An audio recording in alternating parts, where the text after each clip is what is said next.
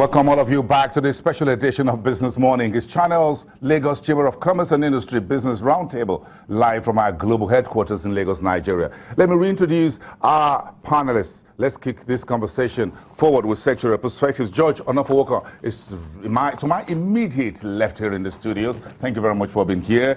And of course, the gentleman who is sitting also next to him is one man who is very passionate about agriculture, Abiodun Falade.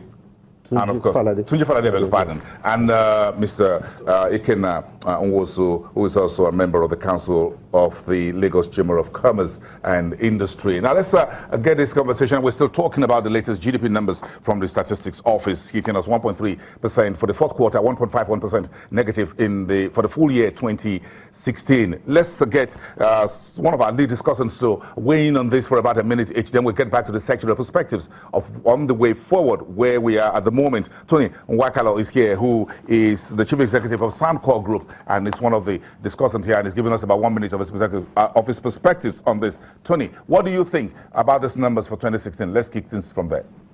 Thanks, Bosin. I'm speaking basically from the perspective of the mining and minerals challenge that we've had. Listen to all the professionals and all my colleagues speaking here. We realize that one of the challenges that we've had is the unavailability of foreign exchange.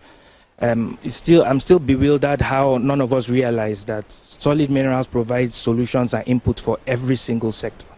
Coal supplies electricity, iron ore, and you know, every conversation still goes into oil. They are both commodities. Oil is a commodity, iron ore is a commodity, tantalite is a commodity.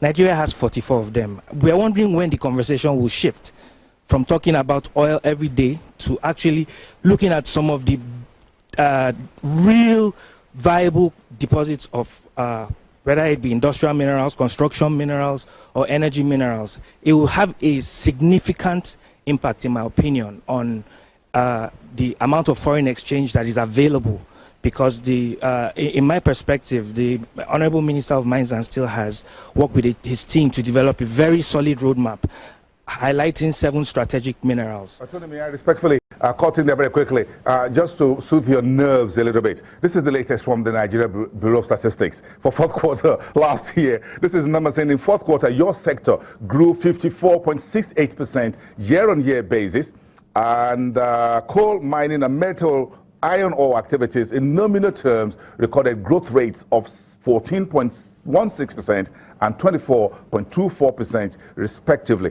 I'm sure you wanted more. Your sector contributed 7.10% to overall GDP in the fourth quarter of last year. I'm sitting a bit of a distance from you. I would have given you a handshake. But let's keep that a little bit for the moment. So mining and quarry still there, but you have the floor a few more minutes from now to talk more to what you want more to see done in your sector. Of course, we understand petroleum is one. You have about 40 mineral resources, so you can actually trump petrol, if I can go that way. So let's keep that. But let's get this conversation continuing. Mrs. Eleojo Peters is one of our lead discussants, and she's also here to weigh in on this GDP numbers for 2016 and what she considered as the high points and the takeaways of the year we just finished. She's the Chief Executive Officer at Eleojo Foods. Thank you very much. The GDP didn't come as a surprise to us at all. The country is in a recession, and we couldn't have expected anything better from a country in recession.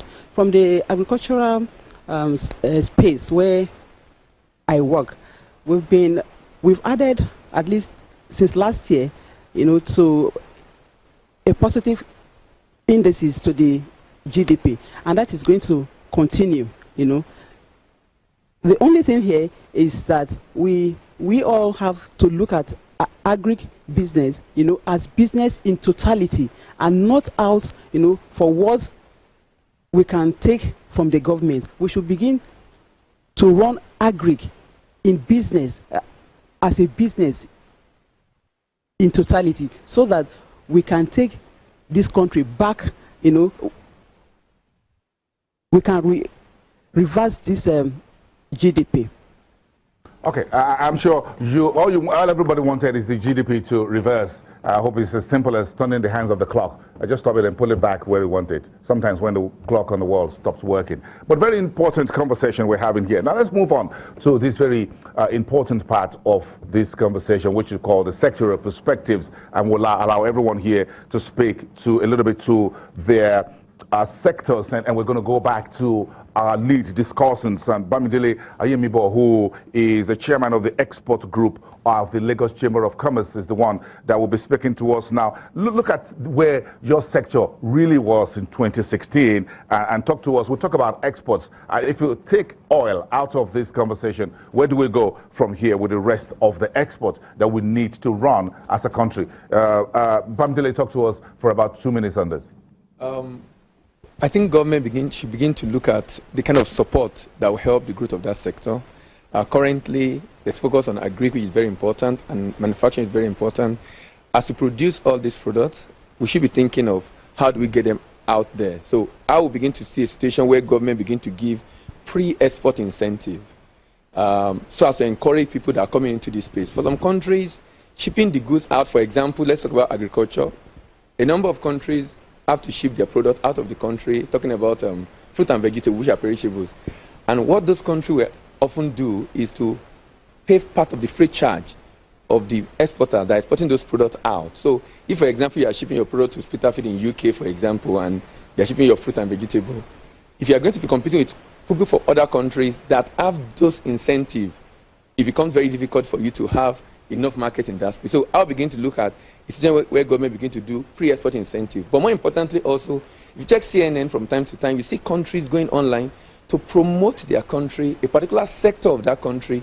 I think government should begin to do that also. Let's identify priority product. I know the Nigerian Promotion Council did a lot in that space. Priority product. What are the benefits of this product? What makes this product different from other countries? I mean, the one from other countries. And then government, in supporting the export business, going to those kind of platforms to promote this product online, so online or on those media, so that anybody that is in that space that is looking to buy that product can begin to look at how do we get access to this product.